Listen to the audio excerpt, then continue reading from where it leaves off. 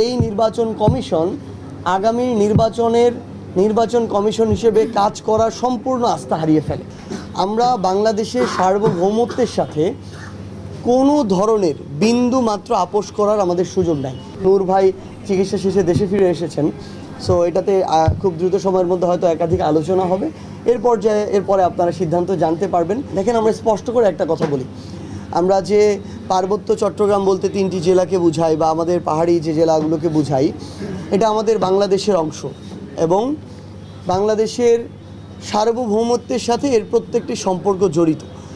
আমরা বাংলাদেশের সার্বভৌমত্বের সাথে কোনো ধরনের বিন্দু মাত্র আপোষ করার আমাদের সুযোগ নাই। যারা এর বিরুদ্ধে ষড়যন্ত্র করবে, দেশের ভিতরে বসে থেকে হোক, দেশের বাইরে বসে থেকে হোক, তাদেরকে বাংলাদেশের সরকার বলি, প্রশাসন বলি, আইনশৃঙ্খলা রক্ষাকারী বাহিনী বলি, কিংবা সেখানে দায়িত্বশীল যারা আছেন সেনাবাহিনী থেকে শুরু করে, এই ষড়যন্ত্রকারীদের বিরুদ্ধে অবশ্যই তাদেরকে সর্বোচ্চ কঠোর ব্যবস্থা নিতে হবে। এই ক্ষেত্রে সবসময় জনগণের যে সহযোগিতা, জনগণের যে সাথে থাকা, এটা সরকার এবং প্রশাসন তাদের জায়গা থেকে পাবে। এবং আমরা স্পষ্টভাবে এটাও মনে করি যে অন্যান্য যে রাজনৈতিক দলগুলো রয়েছে তাদেরও এক্ষেত্রে সর্বোচ্চ সহযোগিতা থাকবে। আমাদের জায়গা থেকে আমরা দেখেছি বাংলাদেশের বিভিন্ন জেলা দিয়ে ভারত পুশিং করার চেষ্টা করেছে। আমরা দেখেছি ভারতের মিডিয়া যেগুলো রয়েছে সেগুলো এক একটা প্রোপাগান্ডা মিডিয়া হিসেবে নিজেকে হাজির করেছে, শুধুমাত্র প্রোপাগান্ডা ছড়ানোর জন্য, টিআরপি পাওয়ার জন্য নিজেদের ওই মিডিয়া নামক প্রতিষ্ঠানগুলোর দেউলিয়াত্বের প্রমাণ দিয়েছে। আমরা মনে করি যে আমাদের জনগণকে, রাজনৈতিক দলকে, সরকারকে ঐক্যবদ্ধভাবে এই সকল প্রোপাগান্ডা এবং অপচেষ্টাকে প্রতিহত করতে হবে। আপনারা প্রতীকের বিষয়ে বলেছেন, এই বিষয়টা নিয়ে আমরা বারবার কথা বলেছি আমাদের জায়গা থেকে। একদম স্পষ্ট লাইন, যেহেতু আমাদের শাপলা প্রতীক পেতে আইনগত কোনো বাধা নেই, তাই এনসিপি আগামী নির্বাচনে শাপলা প্রতীকেই অংশগ্রহণ করবে, অন্য কোনো অপশন নাই। আমরা নির্বাচন কমিশন তাদের জায়গা থেকে আমরা অনুরোধ করব, তারা যেন নিজেদের স্ট্যান্ডার্ডের প্রমাণ দেয়, তারা যেন ওই মার্কা যেগুলো আছে, যেগুলো বাংলাদেশের মানুষের সামনে যে কোনো একটা রাজনৈতিক দল, অতীতের, বর্তমানের কিংবা আগামীর যে কোনো একটা রাজনৈতিক দল যেই মার্কাটা নিয়ে একটা ডিগনিটি শো করে তারা তাদের জায়গা থেকে নির্বাচন করতে পারবে, জনগণের কাছে যেতে পারবে, ওই ধরনের মার্কা আমরা তাদেরকে ওই লিস্টে ইনক্লুড করতে বলবো। এবং যেগুলো মানুষের হাসির খোরাক যোগায়, সেগুলো যে কোনো দলের জন্যই সেগুলো আসলে ওখানে থাকা উচিত না। এটা তাদের স্ট্যান্ডার্ডের প্রশ্ন, এটা তাদের রুচিবোধের প্রশ্ন। আমরা আহ্বান করব তারা যেন এটা নতুন করে এই তালিকাটা ঠিক করেন তাদের জায়গা থেকে।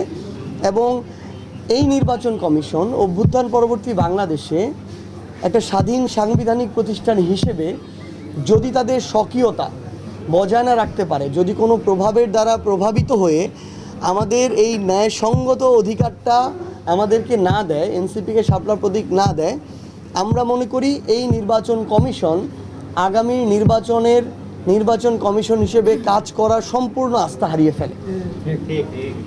যেই নির্বাচন একটা দলকে একটা মার্কা দেওয়ার মতো মেরুদণ্ড দেখাতে পারে না, যেই নির্বাচন কমিশন, সেই নির্বাচন কমিশনের কাছে একটা দেশের জাতীয় নির্বাচন, তা আবার অভ্যুত্থান পরবর্তী বাংলাদেশে আমরা কিভাবে আস্থা রাখবো? এই প্রশ্নটা আমরা তাদের কাছে রাখলাম। আরেকটা প্রশ্ন ছিল আপনার,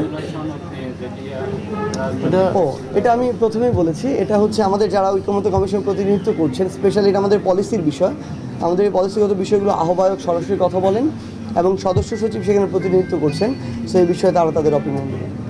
আমার দুইটা প্রশ্ন ছিল। সম্প্রতি আপনাদের দলের আহ্বায়ক নাহিদ ইসলাম বিএনপি ও জামাতের সাথে পৃথক বৈঠক করেছে, তো এরকম একটা গুঞ্জন শোনা যাচ্ছে যে আপনারা ওনাদের সাথে জোটে যাবেন না। এক, দুই হচ্ছে গণ অধিকার পরিষদের সাথেও একটা এরকম গুঞ্জন ছিল যে আপনারা জোটবদ্ধ হতে যাচ্ছেন। এই বিষয়ে আপনার বক্তব্য জানতে চাচ্ছিলাম। এটা হচ্ছে অভ্যুত্থান পরবর্তী বাংলাদেশের অন্যতম একটা অর্জন, যে এই মুহূর্তে বাংলাদেশের প্রধান রাজনৈতিক দলগুলো একে অপরের সাথে বসছে, আলোচনা করছে, কথা বলার দ্বার উন্মুক্ত আছে।